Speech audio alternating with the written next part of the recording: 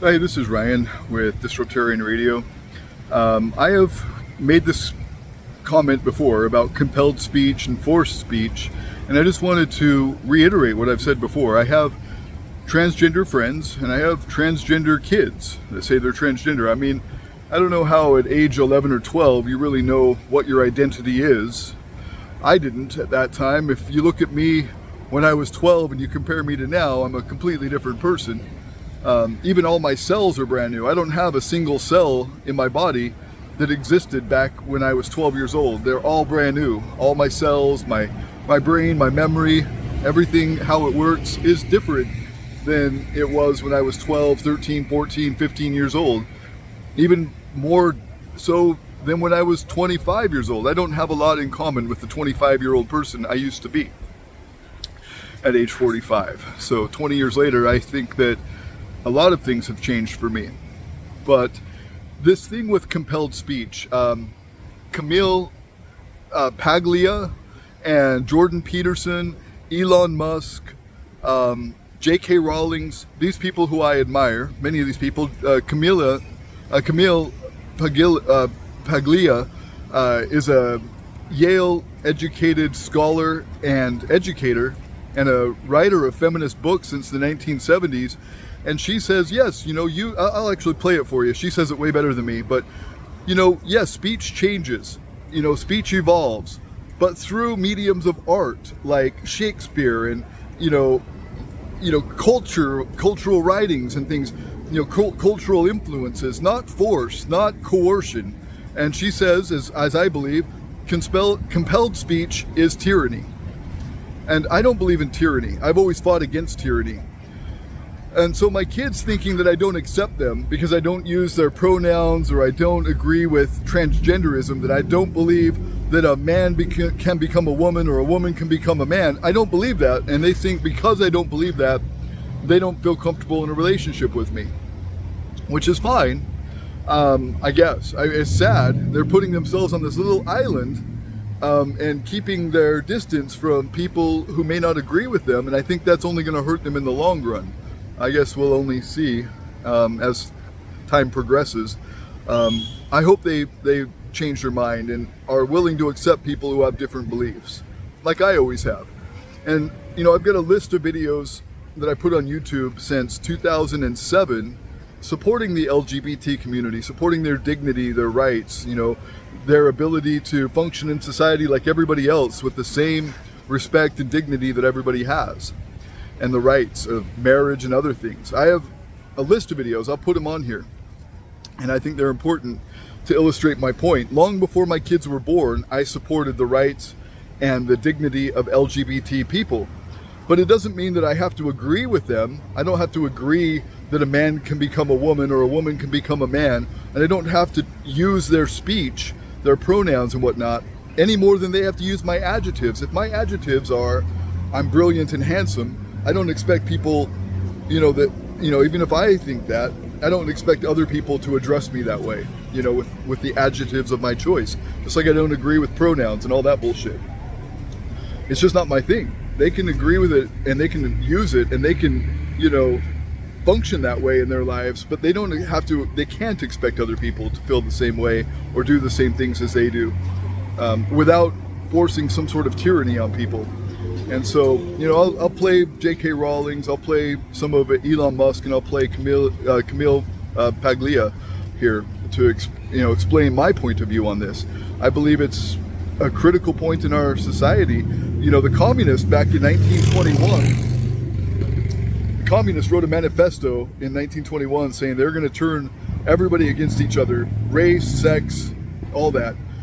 Men against women, blacks against whites, all of that, so that they can reduce the power of the people and take over the government for themselves. This is what the Communist Manifesto said, 101 years ago, and now they're seeing that. That's what's happening. It's been happening for a while now, and it's terrible for our society. So in the realm of free speech, I just was curious about your thoughts on the backlash received by Professor Jordan Peterson on the University of Toronto campus, if you heard of the issue. No, I haven't. Can you want to tell us a little bit? Basically, he is in opposition of Bill C-16, and basically his refusal of using gender pronouns on the campus has received an enormous backlash, and there's videos on YouTube to sort of document. This professor refused to use the pronouns that are being requested or demanded by transgender activists. Yes. Okay. Well, more power to him. Okay, is what I say. Okay, this is getting ridiculous. Okay, my PhD is in English literature. Okay, from Yale. Right, and I do not, and it's fine. Contribute to the language. Okay, write a poem. Okay, write a book. Okay, certainly. Okay, look at the way Gloria Steinem, her one great accomplishment is that she was a co-founder of Ms. Magazine. Okay, all right, and there was a very important contribution made by Ms. Okay, because before this, unlike the Romance languages, in English, you had Mrs. or Miss. Okay, so if you were unmarried at age 40, 50, 60, you were still called Miss in this very demeaning way. Whereas in France, okay, a young girl is called Mademoiselle. In the minute a woman, a person gets into her 20s, and after that, she's called Madame. Okay, whether she's married or unmarried, Madame, she has dignity, she has authority, right?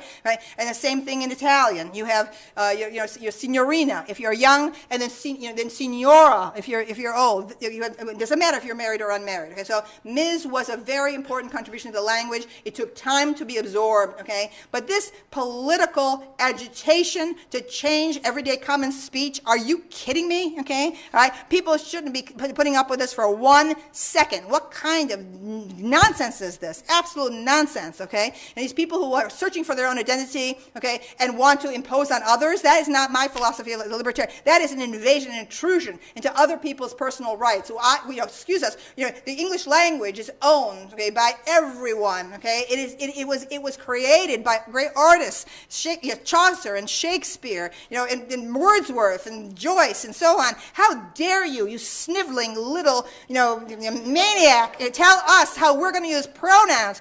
Go take a hike, I say to them. Okay, that's what I say. Okay, all right. J.K. Rowling is defending herself after making controversial transgender comments.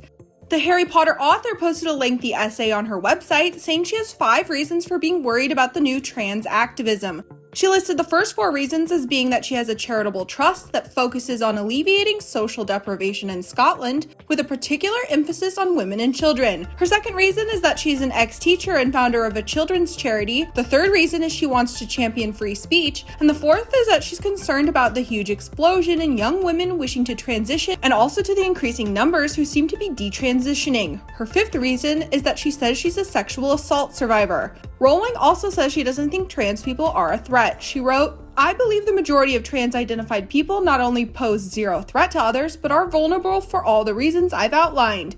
Trans people need and deserve protection. Like women, they're most likely to be killed by sexual partners. Trans women who work in the sex industry, particularly trans women of color, are at particular risk. Like every other domestic abuse and sexual assault survivor I know, I feel nothing but empathy and solidarity with trans women who've been abused by men."